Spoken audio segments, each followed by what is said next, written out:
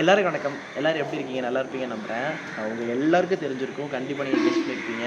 நான் மாதம் மாதம் கேரளால இருக்கக்கூடிய சோட்டனிக்கரைக்கு வர்றது ஒரு வழக்கமாவே வச்சிருக்கேன். இப்ப தொடர்ந்து இந்த ஒரு 4 மாசம் நான் வீடியோ போட்டிருப்பேன். இன்னைக்கும் அப்படிதான் சோட்டனிக்கரை பகவதியம்மன பார்க்கறதுக்காக வந்திருக்கோம். நாங்க நேத்து நைட்டே வந்துட்டோம். வந்துட்டு கீழ்காவில இருக்கக்கூடிய பத்ரகாளி அம்மன் அங்க வந்து கீழ குருதி பூஜை நடக்குது. அத பார்த்து முடிச்சுட்டு, இன்னைக்கு முதல் தரிசனம் அம்பாள வந்து நிர்மால்ய தரிசனத்துல பார்க்கறதுக்காக அதிகாலை 4 மணி அளவுல உள்ள போய் நம்ம அம்பாள சேவிச்சாச்சு. அ நான் எப்பவும் வந்து நான் எதுவுமே வரும்போது வாங்கிட்டு வர மாட்டேன். ஏன்னா இந்த கோயிலுடைய முறை, வழக்கம் என்னன்னு நமக்கு தெரியல. ஸோ இந்த முறை நான் திருச்சி ஸ்ரீரங்கம் எங்க ஊர் ஸ்ரீரங்கத்திலிருந்து சோட்டனிக்கரை பகவதி அம்மனுக்காக ஒரு வர்ண மாலையும், அதுக்கப்புறம் ஒரு கூட நிறையா பன்னீர் ரோஸும். தம்பி அத எடு தம்பி. பன்னீர் ரோஸும், அதுக்கப்புறம் வெள்ளை நிற தாமரை. அம்பாள் வந்து இங்க ஆதிசக்தியா அவளே வந்து பார்த்தீங்கன்னா, இங்க காலையில மூகாம்பிகையாகவும், வெண்பட்டு தரித்து அவளே வந்து லக்ஷ்மியாகவும், சரஸ்வதியாகவும், மகா காளியாகவும் இருக்கிறது ஐதீகம்.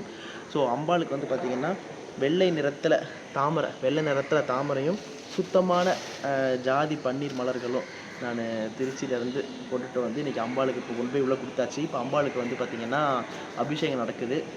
அதுக்கப்புறம் சாத்தி முடிச்சுடுவாங்க. அப்புறம் கீழ்காவு போய் நம்ம கீழ்காவில் இருக்கக்கூடிய பத்ரகாளி அம்மனை சேவிக்க போகிறோம். இதுதான் இன்னையோட பிளான். இப்போ நம்ம இருக்கக்கூடிய இடம் தான் அதிசக்தி வாய்ந்த கீழ்காவு பத்ரகாளி அம்மன் சன்னிதானம். அம்பாள் அவளே, அதாவது சோட்டனிக்கரை பகவதி அம்மன் வந்து சத்தியமான தேவி பராசக்தி. அம்பாள் வந்து நாராயணி ரூபம். மேலே அங்கே அம்பாள் வந்து நாராயணி அம்சத்தில் இருக்காங்க. அவங்களே கீழே துஷ்ட சக்திகளை, பேய் பிசாசு பிடிச்சவங்களை, சித்தஸ்வாதீனம் இல்லாதவங்க, இவங்களெல்லாம் வந்து அம்பாள் குணப்படுத்துறதா ஐதீகம். இந்த மண்ணை விதிச்சாலே அந்த ஒரு நைட்டு அரவுண்ட் ஒரு 8:30 நைட் 10 வரைக்கும் டெய்லியும் குருதி பூஜை நடக்குது.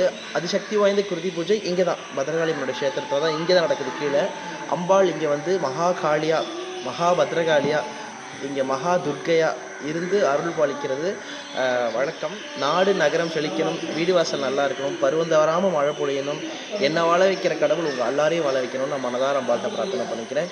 அம்மே நாராயணி, பத்ரி நாராயணி, தேவி நாராயணி, லக்ஷ்மி நாராயணி.